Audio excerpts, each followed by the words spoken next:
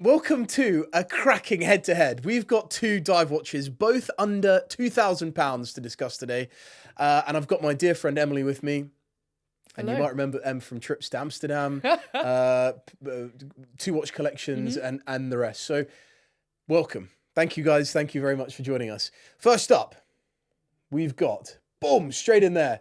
We've got the Zodiac Seawolf. And this is a 41mm white ceramic diver with a steel core and a blue sunburst dial. Tell me that's not summer, Em. And by the way, the reason for the choice of this particular watch is because you are also wearing, stick that on your wrist. Yep. You're also wearing a white ceramic watch. Always. Slightly older, although it's fair to say, because this watch, funnily enough, and I'm going to tell you what the second watch is in a moment, guys, because we're doing this head to head. But this watch, the Seawolf, the original Seawolf from Zodiac, was launched in 1953 at the same Basel Fair. And I may well get pulled up below in the comments about this, but the same Basel Fair as the Submariner and the 50 Fathoms, the Blomhelm 50 Fathoms. So it's got real lineage behind it, and this is where the watches ended up. Like, I sometimes like to think that these watches that were created decades ago, had they been in continuous production, we think of a bunch of others, the 222 and the Angenoa in different forms from IWC. Had they been in continuous production, this is what they'd look like. So this is the evolutionary phase of the Seawolf. And Emma's got two ceramic watches on there.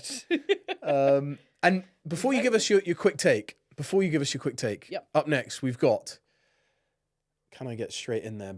Almost. There it is. This is from Serica. And this is the 5303 diver, but with the blue, the very, very beautiful blue sage green, can I call it? It's green. Blue, which came out, originally the model came out in 2021, but this one came out in 2022.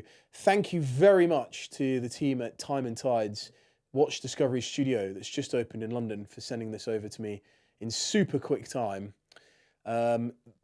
This is an absolute beauty. I had the pleasure of meeting the Serica team earlier this year, and at Watch Pro, such nice guys. And although it's winter, or at least it is for us here in the Northern Hemisphere, we just thought it would be fun to take on two heritage-inspired, I think it's fair to say. Heritage-inspired, even though the Serica isn't a direct, it hasn't got direct lineage to any particular model, but it's got different aspects of heritage watchmaking design in it. We've then got the Zodiac. So it's just felt like, okay, you're in the market for a dive watch. Let's get excited about next year, 2025. It's going to be the best year yet. And you're going to go away somewhere where you're going to need a dive watch. And we've talked at length, Em and I, about wearability and the joy of wearability. Sure. I'm wearing an Hermes H08 at the moment in titanium, which I'm loving for its wearability. Definitely. And if you don't wear the watch, you're not going to keep it for very long. Absolutely agree. So you've got to have a watch. And so dive watches are great. And so you've got £2,000 to spend. What are you going to spend it on? And you've got two options. Tell us your immediate take, Em, on that. What are you thinking? So before we got into the chat and I got hands on with them, I always bang on about ceramic or just interesting materials. And this has two things I love. One is it's ceramic, but two is it has really deep historical roots, which for me as a collector is super important. I love that sort of heritage. On the wrist straight away, I mean, you compare it to something like this. This is slightly smaller and maybe a bit slimmer. Plus, it's your one here. I mean, I'll get it in the camera just so people can see what we're talking about. We're talking about a Da Vinci Perpetual from IWC here. I'm safe to say I'm very used to wearing white watches, which I think are quite hard to wear, or a lot of my male friends will sort of see it as slightly more feminine. But straight away, what do I love? The dial. Actually, the dial really stands out to me. It's pretty epic. The combination of that against the white. I'm pretty excited. I haven't had that on the wrist yet, so I don't want to. And just to be clear, you've never seen either of these two watches in the metal? You've never tried either on? Never in the metal. Yep, so an honest quick take. Very, very honest. So initial reactions, super wearable. I like it. It's not something I would normally go for. Certainly not I don't really wear a lot of bright colours, which I think the light blue, but actually... Could you call it a Tiffany blue? Would that be fair? Stop it, Justin. No, I refuse. The Samendal, the Tiffany blue, the iconic, all the watchwords that we've agreed that we cannot use. It's a lovely blue. It's a light blue. It is with the white ceramic case. It is punchy, isn't it? It's a full-on punchy. summer look. It says Yep. it's for someone it's for someone who thinks, you know what, I'm comfortable. Yes, with I feel like I have to be in the south of France. You know, Bit of a tan, a little bit of a tan. a little bit of a tan, which doesn't often happen with me, but a little bit of a tan. What's this? 41? 41 mil. 41, 41 mil. It's cool. Initial reactions, fan. If I was, if I was in the market for something like this, or if I was, I've got a few people in mind that if I was picking up a watch for them, This would be it. this could be quite cool for them. 200 meters water resistance. Yep. Screw down crown, of course. Retro styling. Very retro. Um, The click's important to me. how does it feel? Put it right to the mic there. Give him a little bit of ASMR. Do we know how many clicks per full rotation? I don't actually, but in the research, I did see someone noted it, but I thought that's just too geeky. I'm prepared to go. I'm prepared to go some distance, but I'm not prepared to go there. Okay. Good clicks, good solid clicks, and let's be clear, that is vital. Is it unidirectional, bidirectional? You used to be unidirectional. Yeah, unidirectional. Cool. Yeah, that's important. And I Yeah, for actually sure. did see a launch last week, a new watch coming out next year, and they said they spent a long time cross-referencing the clicks, the sound. Yes. Sounded a bit like, Audi checking the sound of the door, or VW, the sound of that closing of the door. Yep. And that's interesting. But it's a level of detail that when you get into watches, you start to care about certain things. Yeah. And actually It's quality, cool. right? Exactly that. It's for me, the product in the hand, the weight on the wrist, and the sound of the movable elements. Whether that's the click on the chronograph, whether that's the moon phase, whether it's a big date, all of those things. That's a quality sign. Yep, it's sort of like when you play with a Lunger and you hit the button, the date moves. That's quality. You're just blown away, right? It's those, or the opposite can be you pull out the crown, and you don't get that satisfying, sort of reassuring clunk. Yeah, and I think that's or even a grinding. Sometimes when you're winding a watch, it doesn't have that satisfying 100%. click. Or the one that really gets me actually is that when the rotor is too loud. I unfortunately had to let go of a watch quite recently because the rotor annoyed me so much. I just couldn't wear it. I did as well. And it matters. I'm ashamed to admit it. Did you? I'm ashamed to admit it, but it was too much. I'll ask you more later. And you sort of wonder whether it's whether it's an issue with that particular watch or whether it's whether it is a manufacturing issue. Not entirely clear. I've heard from people from the 1860, the Chopard LUC 1860, the 36 mil, the salmon. The micro rotor. Yeah, the micro rotor. I heard that can be quite loud, but then some people have it and it's not. Some people have it and it is. Oh, that's interesting. So it's really interesting. I'm not sure we've got to the bottom of it, but nonetheless, sound matters. Sound matters. No date. No date. So you're a purist. And again, one of the reasons we've chosen these two watches is because there are no date on either one of them. Mm-hmm. So at their heart, they are. At their heart, they're pure functional dive watches. And I love that. This one is slightly less expensive. So the Seawolf is 1,800, we can call it, 1,799. This is 149. Big difference. So 1.5 versus 1.8. So £300 £300 saving. You've got a little bit more water resistance depth, on this one. I think this goes to 300. 100 meters extra. Yeah, 100 meters extra. Again, much like we've got the baton market, we've got those vintage inspired batons are cool. Baton, plots, those big plots. The hands are squared off. And even the seconds, the uniform nature of that is very cool. Very cool. And I'd say both of these are cool because they're both unexpected. They're both not watches that you see out and about very often. Both have strong design. Yep. What's catching me with it on your wrist just there is the strength of the lugs. Actually, the lugs have a real sort of, they push out quite aggressively. They're quite long, yeah. It's very In fact, let's trade. Let me give you this one. You put this one on. Let's do it. You will find that this bracelet is beautiful, but also not very easy to get on. I find this strap, this Milanese style strap there, quite beautiful, but not that easy to get on. And that again is important. Question for you. So, was Milanese as popular pre-Bond, pre the Omega Bond watch? I have no idea. I've always thought it's really, really elegant. It's really cool, but I think cool. of Daniel Craig every time now. Let me show you this again because I do think that. So we've had two things going on in the watch world this year, which I think are really interesting. We've had.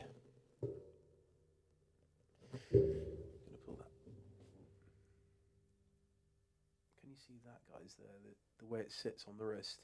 Looks cool on you, actually. It looks cool, right? Yeah. suddenly ceramic cases. Now this is a steel core, so it's not solid ceramic, but the price point would suggest that actually what's happened here is we've seen ceramic become really quite approachable. Price point wise, because there was a sort of there was an agreement, I think, in the watch world for a long time that if it had a stone dial or it was ceramic, it had to be 3x. It had to be really expensive. And I just don't know that that's the case. And there it is in all its glory. This is an enamel dial, no? On this one, enamel dial and enamel inlay. Yeah, enamel dial, enamel inlay. And if we're talking about difficulty of production, that's... Sorry, ceramic. Oh, sorry, ceramic. Yes, ceramic. Sorry. Okay. Yeah, ceramic. So it's a ceramic insert, and it's ceramic inlay, but yeah, really, really nice, really, really nice.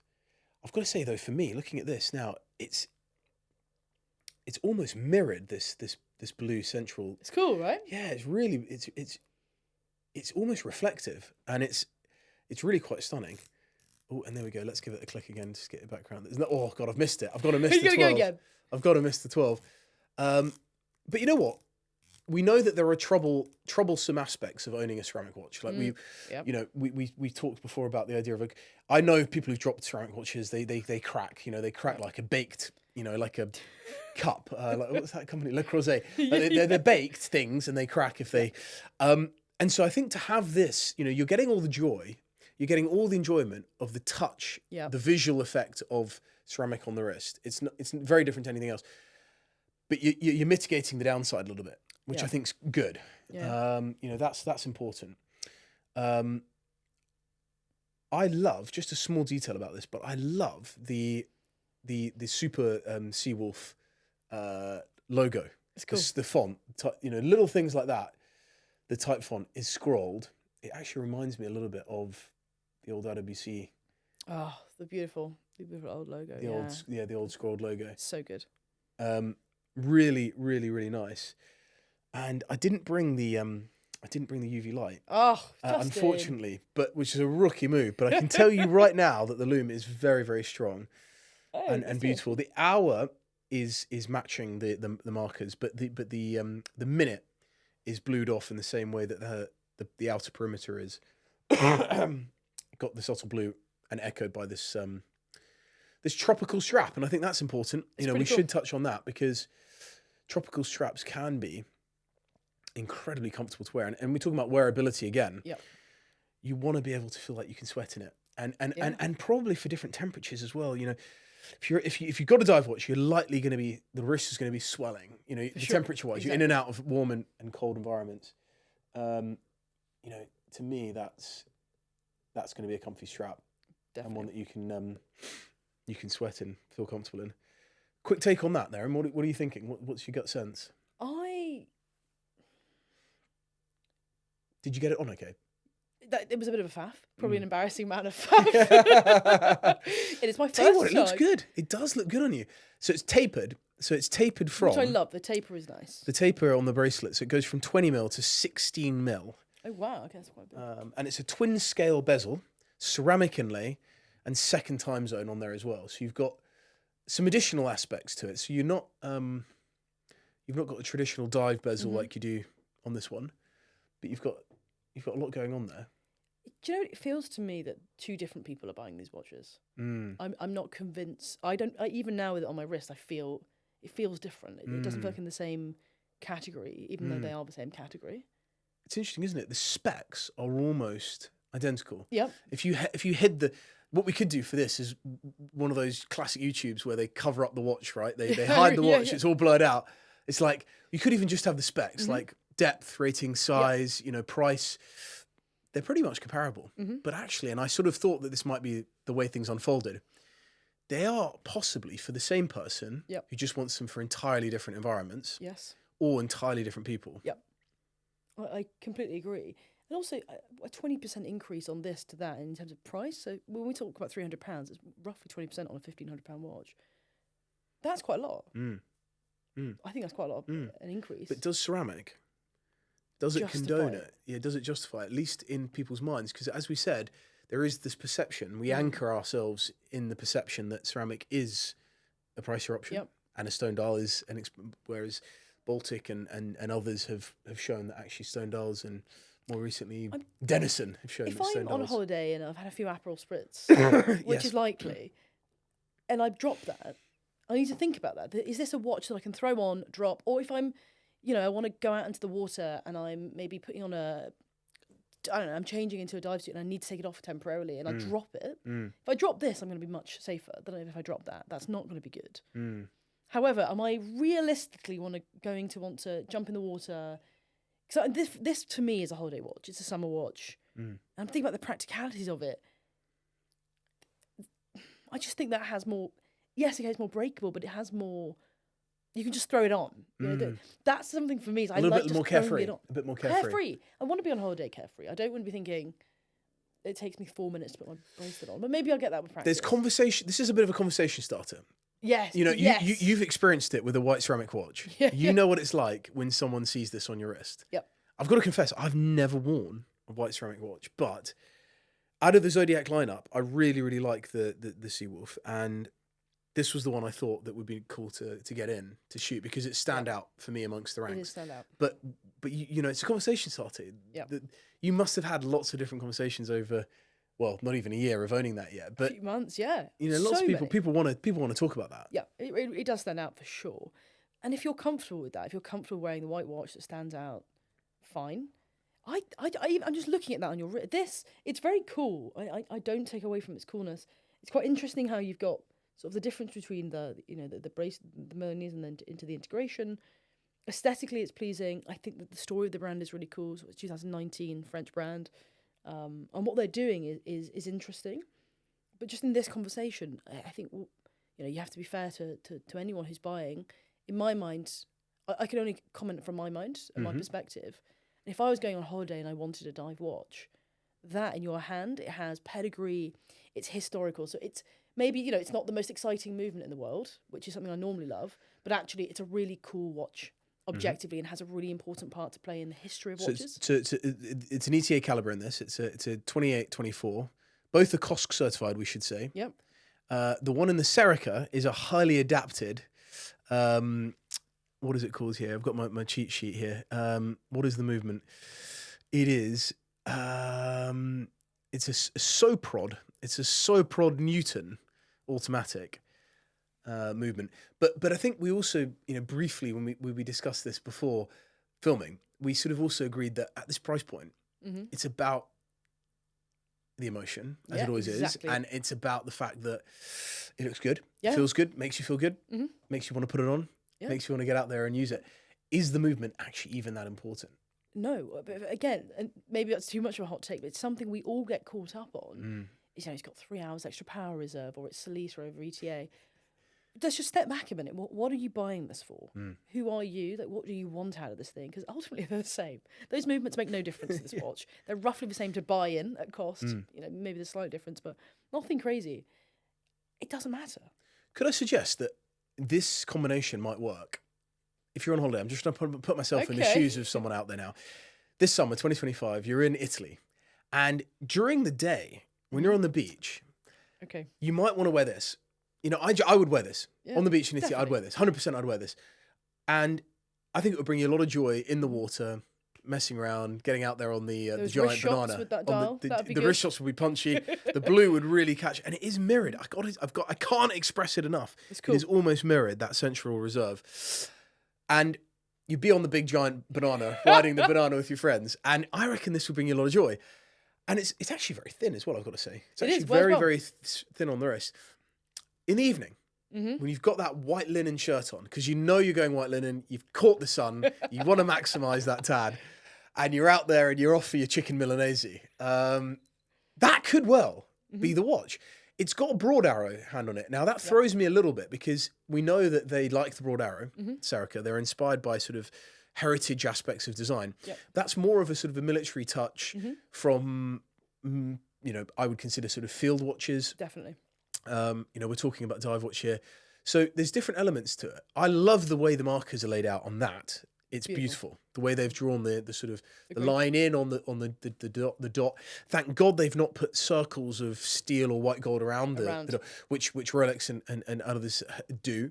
I just think that makes it feel a lot toolier. Agree. But could I suggest that might be one for the evening? Oh, by the way, the big crown on there is fantastic as well. Oh yeah, It's an oversized big crown, and I can tell you this: it is 8mm in size. I did pick that up. Yeah, I did. I'm a big. Okay, so why would you have a big crown? I just find that big crown reminds me. It does have that vintage feel. It harks back to that vintage for sure sense. But why? Functionality wise. It's pure exactly right. It makes it easier to use, to wind, to actually try it. Like, I mean, I love the 5002. Right? I love the big crown on the, the original with the fish. But why was it? Well, because when aviators had big thick gloves on, they needed to be able to turn the crown easily, and you turn the crown and you get a lot of movement, pretty much nearly a full rotation. I actually need to do that on this, but so again, do I need? I think it's aesthetically cool, but we have to be clear on why that adds to the value of this watch. Is it cool because it's maybe what actually makes this stand out compared to that? That has its own heritage, its own thing, but this brings together so many elements of cool vintage watches, like you say, the big crown, the dial layout, the broad arrow, twisted lugs on the case there as well. And it's also cool. 39mm. So we're actually talking about a 39mm watch versus a 41mm watch. So, although on the wrist, I've got to say they don't feel very different. No. But that's another classic thing, right? We get caught up so intensely on the idea of sizing, whereas when you wear them on the wrist, it's the only test. The acid test is wearing it. For sure. Yeah, really, really interesting. Really, really interesting. Do we have to come down on an opinion here? I don't think we do. I sort of wanted us to have just a totally honest, upfront debate about it, and leave it to people out there as to what their experiences have been with Zodiac and Serica, maybe, because that's also interesting. Definitely. What I would say is that I've become more interested in the idea of filling a category. Now, this is my collecting approach for next year, and it has been for the last few years, actually. I will hold you to this. Filling a category, no, but I've got problems. I've got significant problems, and I come on this channel to discuss them often. But there's got to fill a category. Now, dive watch, specifically a dive watch, and I've got a watch already that does not fill this category, but I love it. Okay. It's my vintage Tudor Submariner, the Snowflake, which I love, but I can't go swimming with it because it's not functionally sound, although I think I could probably get it functionally sound, but it's not. I'm not sure that I would. But I like the idea of a dress watch. I like the idea of a pilot's watch. I'm kind of obsessed with this notion of what's the ultimate iteration of those genre. Fine. Okay. So if you were to have a little collection of 10 or 15, a little collection of 5 watches, in my mind, I'm thinking, what are those definitive models for that genre? It's not ideal, and collectors, as we are, we know there's psychosis. The psychosis, the head doesn't stop spinning. You wake up in the morning, you're wondering, is that right? Should I sell? Should I buy? But I'm thinking, does that fit into a category, and does this fit into a category in your mind?